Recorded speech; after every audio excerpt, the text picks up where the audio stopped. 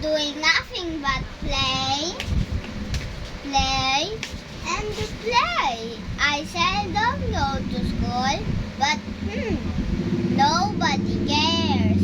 Instead, you will see me roaming around, standing at the nearby canto, or hanging around at the sari-sari store.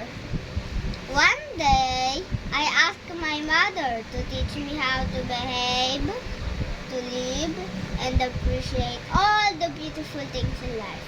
Would you like to know what she told me?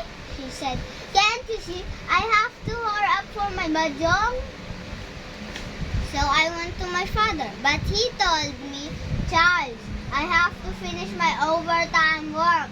Here's 500 pesos and go ask your teacher about that question." Sadly, I attended my class, but I hear nothing but the torturing voice of my teacher. "Hey, you lazy girl, why waste time studying? You can't not even multiply 7 by 9. Go home and don't bother me." I am lost, confused. I don't know what to do to myself. Where are my parents to guide me? My teachers to inspire me?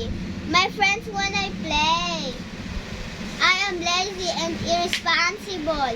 When I try to study, I get punished for not answering. What now? I'm confused. Somebody please help me.